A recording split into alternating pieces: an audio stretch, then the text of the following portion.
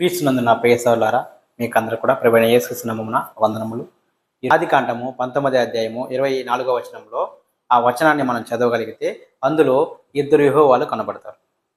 ఆ ఇద్దరు యెహోవాని మన సహోదరుడు కాదు అందులో ఉన్నది ఇద్దరు యెహోవాలు కాదు, ఒక్క యెహోవానే అని చెప్పడానికి చాలా ప్రయత్నం చేశారు. ఒకసారి ఆ వీడియో చూడండి. ఆదికాండము 19వ అధ్యాయం 24వ వచనంలో ఇప్పుడు జాగ్రత్తగా చూడండి. అప్పుడు యెహోవా సొదొమ మీదను గొమొర్రా మీదను, ఇది సామాన్య వాక్యంలో రాయబడింది. సొదొమ మీదను గొమొర్రా మీదను యెహోవా యొద్ద నుండి గంధకమును ఆకాశము నుండి కురిపించి, యెహోవా యొద్ద నుండి గంధకమును అంటే యెహోవా ఏం చేశాడట? సొదొమ మీదను గొమొర్రా మీదను తన యొద్ద నుండి గంధకములను కురిపించి ఆ పట్టణాన్ని నాశనం చేశాడు. అంటే ఇది సామాన్య వాక్యంలో ఉంది కాబట్టి మనం 2 సార్లు పేరు వచ్చేసరికి ఇద్దరు అనుకుంటున్నాం. కానీ దాన్ని సంక్లిష్ట వాక్యంలో కనుక రాస్తే ఎలా ఉంటుంది తెలుసా? అప్పుడు యెహోవా సొదొమ మీదను గొమొర్రా మీదను తన యొద్ద నుండి లేదా అతని యొద్ద నుండి గంధకమును అగ్నిని ఆకాశం నుండి కురిపించి ఆ పట్టణంలో నా మైదానం అంతటి నా పట్టణంలో నివసించిన వారందరినీ నేలమొలకను నాశనం చేశాను. అంటే ఇక్కడ మనము మైండ్లో మనము ఏదో పెట్టుకొని చదవడం వల్ల మనకు అలా అర్థమవుతుంది తప్ప ఒకసారి రాయబడిన కాంటెక్స్ట్గానే కనుక మనము యథార్థంగా కనుక చదవగలిగితే అలాంటి అర్థం ఏమీ రాదు ప్రియులారా. ఒకసారి చూద్దాం ఆ వచనంలో ఇద్దరు యెహోవా ఉన్నారా, లేదంటే సహోదరుడు చెప్పినట్టుగా ఒక్క యెహోవా ఉన్నాడో ఒకసారి ఆలోచిద్దాం రండి. అప్పుడు యెహోవా సొదొమ మీదను గొమొర్రా మీదను యెహోవా యొద్ద నుండి అగ్నిని గంధకమును ఆకాశం నుండి కురిపించెను. ఒకసారి అర్థం చేసుకోవడానికి ప్రయత్నిద్దాం. అప్పుడు యెహోవా సొదొమ మీదను గొమొర్రా మీదను యెహోవా యొద్ద నుండి గంధకమును అగ్నిని ఆకాశం నుండి కురిపించెను. ఇక్కడ ఇద్దరు యెహోవాలు ఉన్నారు.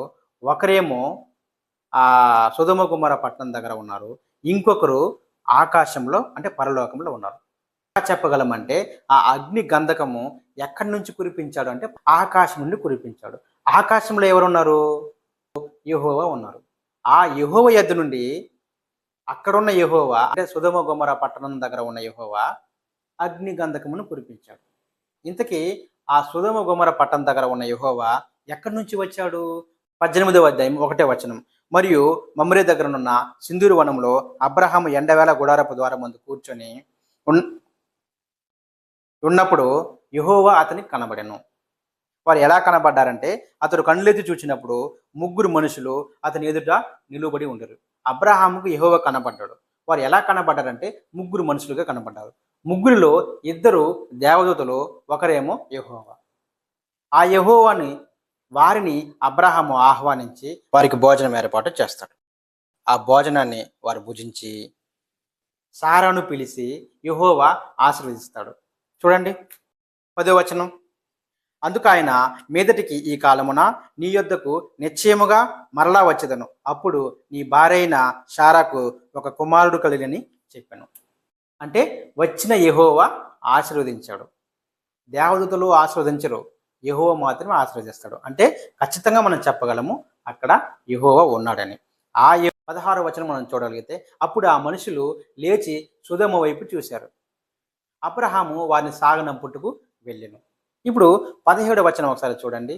యెహోవా, నేను చేయబోవు కార్యము అబ్రహాముకు దాచితనా?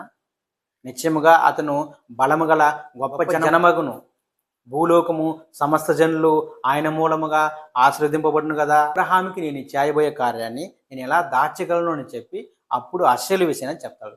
అబ్రహాము, నేను వచ్చింది శారమ్మని ఆశీర్వదించడానికే కాదు, ఇంకొక ముఖ్యమైన పని ఉంది. అది ఏంటంటే కింద వచనాల్లో మనం చూడగలిగితే 20, 21, 22 వచనాల్లో మనం జాగ్రత్తగా చదవగలిగితే ముందుగా 20వ వచనం. మరియు యెహోవా అంటే యెహోవా అబ్రహాముతో ఇలా చెప్తున్నాడు. ఏమని? సొదొమ గొమొర్రాలను గూర్చిన మొర గొప్పది కనుక వాటి పాపము బహు భారమైనది కనుకను. అంటే సొదొమ గొమొర్రాల యొక్క పాపము సంపూర్ణమైపోయింది, పండిపోయింది. అప్పుడు 21వ వచనంలో చెప్తున్నాడు, నేను దిగిపోయి అంటే అబ్రహాముతో మాట్లాడుతున్న యెహోవా నేనే స్వయంగా వెళ్తాను అంటున్నాడు.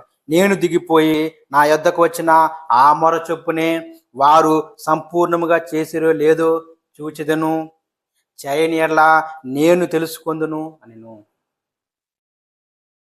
ఎంత క్లియర్గా ఉంది వచనము. ఇప్పుడు 22వ వచనాన్ని, ఆ మనుషులు అక్కడి నుండి తిరిగి సొదొమ వైపుకి వెళ్ళిరి. 3 వచ్చారు, 2 దేవదూతలు, ఒకరేమో యెహోవా. ఆ యెహోవా వచ్చి అబ్రహాం దగ్గర మాట్లాడుతున్నారు. 2 వచ్చి సొదొమ గొమొర్రా ప్రాంతానికి వెళ్ళిపోయారు. 23వ వచనం.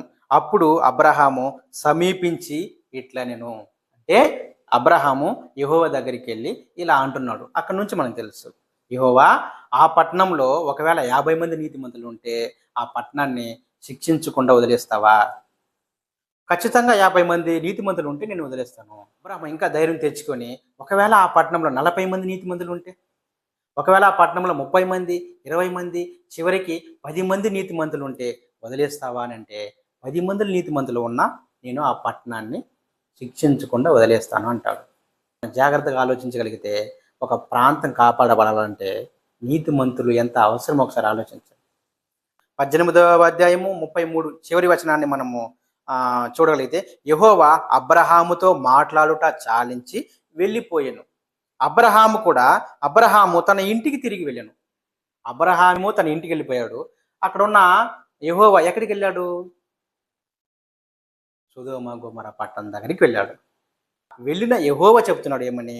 ఇప్పుడు యెహోవా సొదొమ మీదను గొమొర్రా మీదను యెహోవా యొద్ద నుండి గంధకమును అగ్నిని ఆకాశం నుండి కురిపించాను. అక్కడున్న యెహోవా సొదొమ మీదను గొమొర్రా మీదను అగ్ని కురిపించాడు. ఎక్కడి నుండి కురిపించాడు? ఆకాశం నుండి కురిపించాడు. ఎవరి దగ్గర నుండి కురిపించాడు? యెహోవా యొద్ద నుండి కురిపించాడు. ఎంత చక్కగా ఉంది వచనము. ఇందులో అర్థం కాని విషయం ఏమైనా ఉందా? ఈ వాక్యం నీకు కన్ఫ్యూజన్గా ఉంది కదా, ముఖ్యంగా తెలుగులో చాలా కన్ఫ్యూజన్గా ఉంది కదా. ఒకసారి మూల భాషలోనికి వెళ్ళేది, మూల భాష అంటే మీకు నచ్చదు.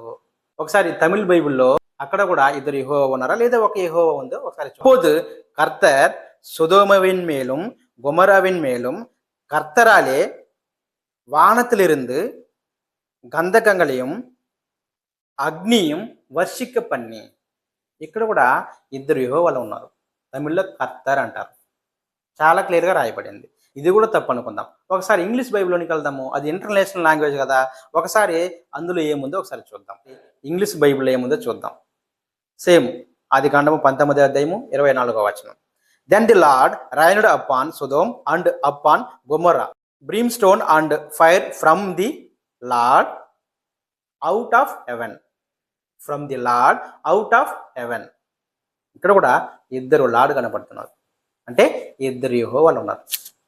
నా ప్రియ సహోదరా, ఒక్కసారి మనసులో ఎలాంటి ఆలోచనలు పెట్టుకోకుండా ఎంటీ మైండ్తో న్యూట్రల్గా ఆలోచించి 1కి 10 సార్లు మనం చదవగలిగితే ఆ వచనంలో క్లియర్గా కనబడుతుంది అక్కడున్నది ఇద్దరు యెహోవా అని.